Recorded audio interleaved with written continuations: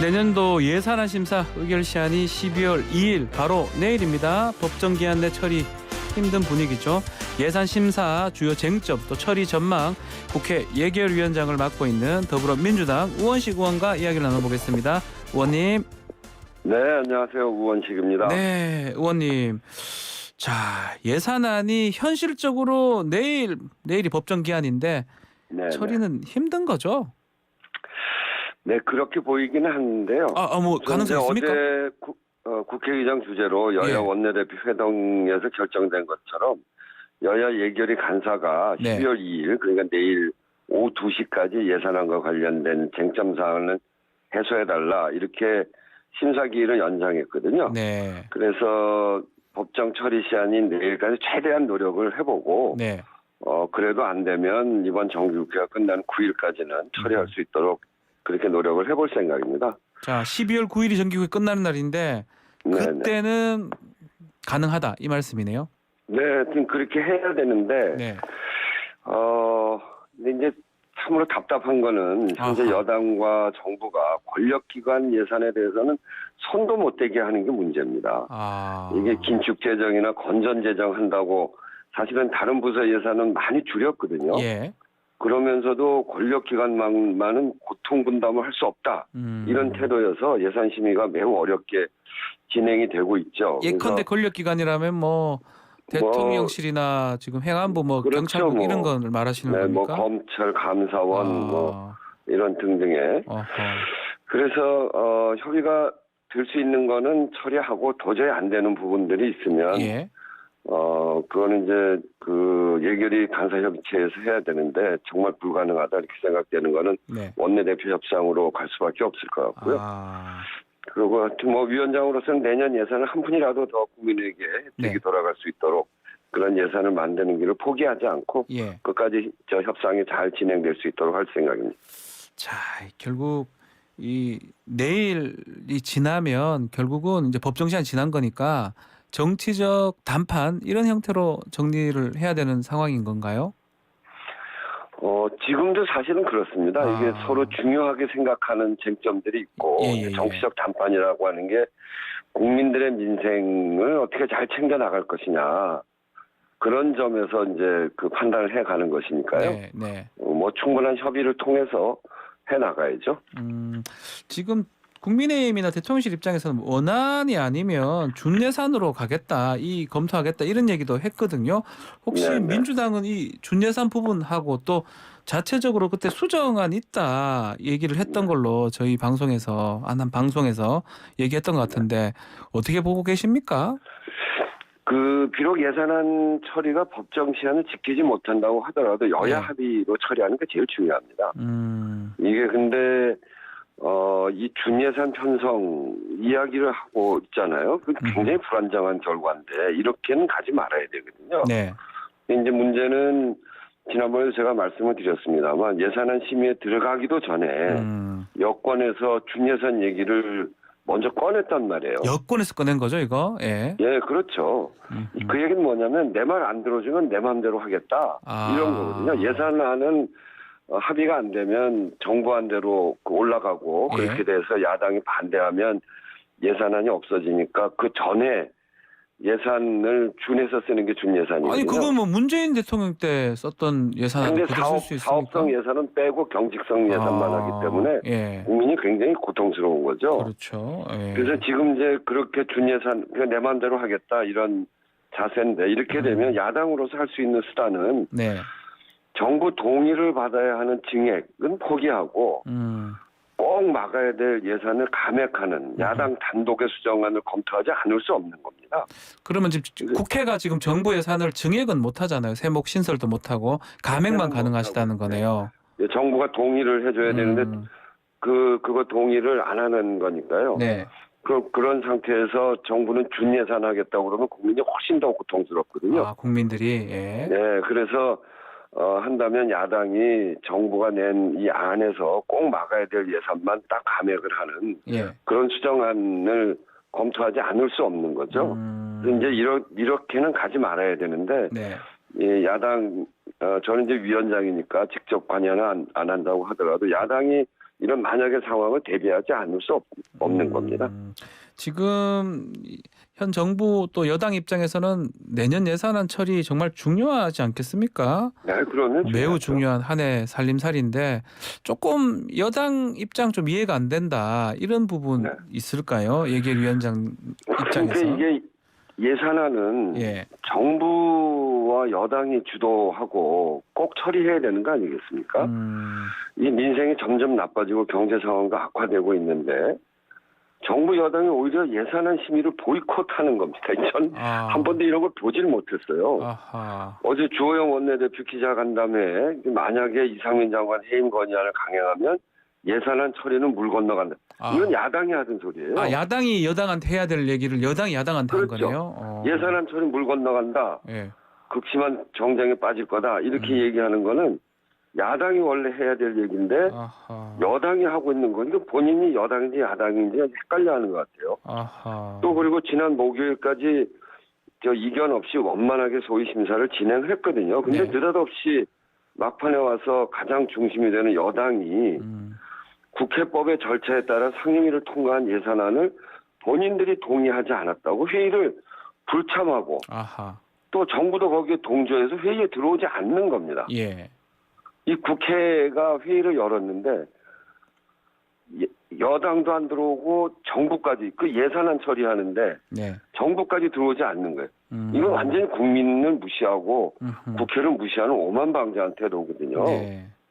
그래서 저는 이제 저도 국회의원을 오래 했습니다만 참으로 낯선 모습입니다. 이거는 낯설다. 여당과 정부가 국가를 제대로 운영하겠다는 모습이 아니다. 이렇게 생각을 하고요. 네. 근데 이게 왜 그럴까 생각해 보니까 지난 목요일에 국정조사 실시가 본회의를 통과했잖아요. 예. 45일로 일자를 정했고 이미 시작을 한 겁니다. 그렇게 되니까 금요일부터 국민의힘 예결소위원들 행태가 갑자기 바뀐 거죠. 180도로 바꿔져서. 그러면 국정조사랑 관계가 있는 겁니까? 저는 국정조사를 파행시키려고 하는 거 아닌가. 국정조사를 파행시키려는 정략적 목적이 아니라면 이런 일이 있을 수 없는 일이죠. 아하.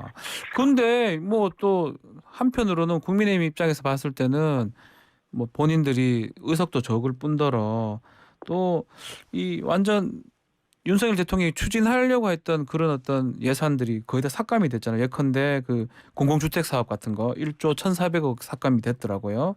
근데 네. 이재명 대표가 주장하는 공공임대주택 이런 예산은 또 6조가 또 증액이 됐던 이런 부분이 좀 조금 무력함을 느끼고 그렇게 하는 거 아닐까요? 근데 그거는 아니고요. 예. 우리가 숫자가 많아서 표결을 하면 통과시킬 수 있는 힘은 있지만 네.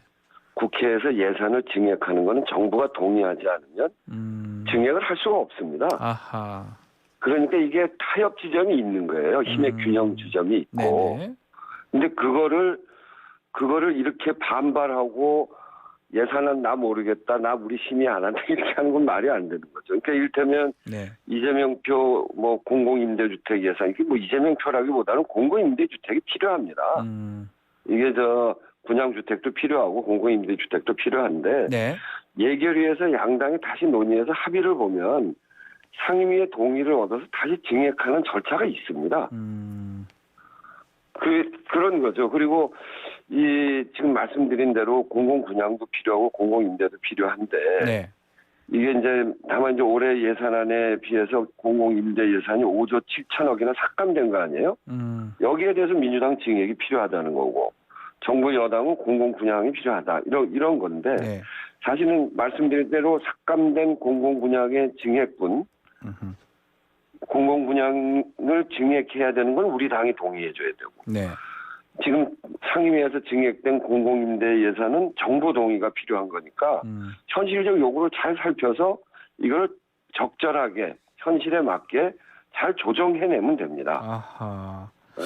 이거 상임 그 살펴보면 공공임대를 이렇게 많이 깎았는데 막 네. 거의 6조 가까이 깎았잖아요. 네. 근데 이게 사실은 지난번 신림동 침수 때 지하 반지하 그 위험에 노출된 그렇죠. 열악한 주거 환경 해소하겠다고 했고 그거 하려면 공공임대주택을 늘려가야 되거든요. 네. 또 그리고 이 청년 원가 주택이 필요한데 이 청년 원가 주택을 한다고 하더라도 많은 청년들이 여기에 들어갈 돈조차 만들기 어려운 게 지금이죠. 특히나 보면 금리 인상이 굉장히 심각해져서 네. 영끌족에 대한 대책도 세워야 될 필요가 있고 더 이상 그 은행에서 이렇게 큰 돈을 빌릴 사유들을 없애줘야 되는 거 아니겠어요? 네. 그게 국가가 지금 해야 될 일들이죠.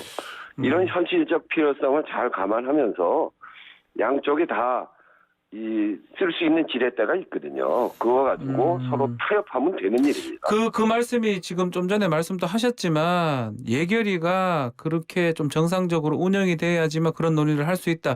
이 말씀인데 그 자리에 국민의힘이나 공무원도 안 들어온다. 이런 말씀이시네요. 그럼요. 그 부분이 그러니까 아쉽다는 이게 거죠. 여당인지 야당인지 잘 모르겠다 이거예요. 돌아와서 저는 그런 얘기 좀 국회의원- 하면 좋은데 그 말씀이네요. 국회의원 오래 해봤지만 이런 여당은 처음 봤습니다. 이런 여당 이렇게 너무 소수 여당도 없긴 없었으니까 또 그렇기도 하고요. 아니에요. 그 전에 제가 원내대표하던 문재인 정부 첫 해에 더불어민주당 그렇죠. 여당이 123석이었어요. 그런데도 이렇게 하지는 않았다 이 말씀이네요. 이렇게 안 했죠. 제가 원내대표 할 때 네. 정말 야당의 원내대표실을 네. 문지방이 닳도록 다녔습니다. 가서 사정하고 설득하고 부탁하러. 그렇게 해서 그렇게 해서 예산 통과시키는 건데. 자, 어쨌든 간에 지금 예산안 이거가 관계된 게 지금 결국 이상민 장관 해임 건의안 이게 지금 상당히 큰 것 같은데 결국 민주당에서는 지금 발의하는 걸로 결정이 됐는데 내일 본회의에서 처리를 하는 겁니까? 네, 그렇게 하려고 합니다. 이상민 장관의 경우에는 이 재난 안전 예방 그리고 관리 정부 책임자로서 그리고 그 이후에 참사 이후에 보였던 책임자로서의 태도 이런 것들을 보면 실책과 그 책임이 명백하다고 할 수밖에 없습니다. 이걸 이제 여당은 수사 결과를 지켜보자 이렇게 얘기하는데 그건 국민들의 정서와는 매우 다릅니다. 12구 참사가 지난 일어난 지 한 달이 넘었잖아요. 정부 관계자 누구도 책임지는 모습을 보이지 않고 있습니다. 그리고 시간만 끌고 있다 이런 비판이 크고 최근에 유가족들 뭐 전혀 파악하고 있지 못하다고 그렇게 했는데 그것도 사실이 아니고 유가족들의 기자회견을 통해서 밝힌 요구사항도 있잖아요. 참사 희생자들 간의 소통 그리고 철저한 진상규명 책임자에 대한 엄중한 처벌 재발 방지 이런 걸 이야기하고 계시고 그 대통령의 진심 어린 사과 진상규명 책임자 처벌 이런 이야기를 하는데 이거는 유가족의 당연한 합리적인 요구라고 생각합니다. 여기에 정부는 응답해야 되고 정부의 이런 진지한 자세가 있을 때만 국정조사도 제대로 되는 거 아닌가 싶습니다. 국정조사 합의하고 제대로 운영 안 하고 파행하고 이렇게 돼서는 안 되고 이런 국민적 참사 앞에 길거리 가다가 158명의 국민이 죽는 그런 경우가 어디 있습니까? 그러면 정말 진지하게 이 문제를 다뤄야 되는데 국정조사를 임하는 자세가 최소한 그런 이상민 장관이 책임지는 자세 이런 것들이 좀 필요하다 이렇게 생각합니다.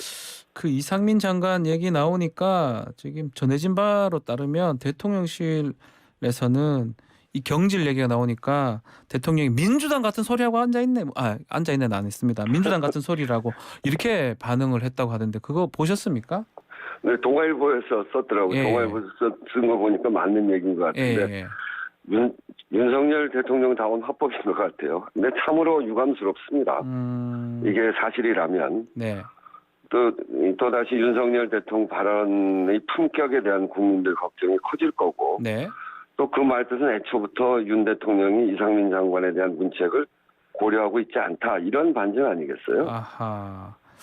윤 대통령은 각종 여론조사로 드러난 국민의 뜻 그리고 유가족 요구를 전혀 고려하고 있지 않다는 것인데 결국 국민의 뜻보다는 고교 선후배 관계가 더 중요하다 이렇게 생각하는 게 아닌가. 국민의 슬픔과 분노마저 이런 사적 관계에 의해 판단하는 것이라면 윤 대통령 태도가 매우 실망스럽다 이렇게 생각합니다. 지금 탄핵 얘기까지도 나오고 있는데 조금 타이밍 놓친 거 아니냐. 해임 건의 후 탄핵 뭐 여러 가지 얘기가 나오는데 의원님은 개인적으로 어떻게 보십니까? 우선 해임 건의를 하고요. 그리고 그 결과를 보고 저희는 해임 건의를 하면 표결을 하면 저희가 숫자가 많으니까 해임 건의안은 통과되지 않겠어요? 그럼 결국 대통령의 선택이 남아 있는데 네. 대통령의 선택을 보고 그 다음 일은 그 다음에 해도 늦지 않는다 이렇게 생각합니다. 자, 마지막으로 시간이 좀 얼마 남지는 않았는데 또 의원님 노동계 문제 관심을 많이 갖고 계시니까 지금 화물연대 파업이 진행 중인데 어떻게 보고 계시는지 얘기 듣고 마무리를 하겠습니다. 그거는 화물연대가 주장하고 있는 바 네. 그건 정부가 제대로 잘 수용하는 게 저는 옳다고 봅니다. 아, 그런 점에서 화물연대는 정말 이 생존권적 문제를 가지고 안전운임제를 주장하고 있는 거잖아요. 네. 근데 몇 년 더 연장하고 폐기한다 이런 얘기 할 때가 아니고 이 문제에 대해서는 화물 노동자들의 삶이라고 하는 거는 화물 노동자들의 그래도 좀 안심하고 안전하게 운전할 수 있도록 네. 그렇게 조건을 만들어줘야 국민의 생명과 안전도 보호되는 거거든요. 얼마 전 그 안전운임제 전에 고속도로에서 각종 도로에서 굉장히 많은 화물 사고가 일어났는데 네. 화물차로 인한 사고가 일어나면 그거는 국민의 생명에 아주 직접적인 위협 요소가 되는 거 아니겠어요? 네. 이런 문제까지 다 고려해서 안전하게 운행할 수 있도록 그런 조건을 만들어주는 것 역시 우리 국민의 생명과 안전을 지키는 일이다 이렇게 생각합니다. 지금 원희룡 장관은 추가로 또 철강이나 정유 업무 개시 명령 얘기도 하고 또 그리고 일몰제조차도 없애버리겠다 이런 얘기까지 지금 하고 있거든요. 그러니까 그렇게 하면 안 된다는 거예요. 안 돼요. 국민의 요구를 네. 잘 받아서 국민들이 어떻게 하면 안전하게 그렇게 살아갈 수 있을까 이걸 고민해야 되는데 네. 일방통행, 강행, 강제 명령 지금 무슨 군사정권입니까? 그래서 이해관계인들을 잘 모아서 사회적 대화를 하고 네. 그러면서 문제를 해결해 갈 생각을 해야지 그렇게 하지 않고 일방통행 그 과거에 군사정권 시절에 그런 모습을 굉장히 많이 봤는데 그때마다 결국은 성공하지 못했습니다. 아하. 사회적 갈등만 커졌지. 알겠습니다. 사회가 치르는 비용이 너무 크잖아요. 네, 알겠습니다. 자, 오늘 말씀 여기까지 듣겠습니다. 감사합니다. 네, 감사합니다. 우원식 더불어민주당 의원과 함께했습니다.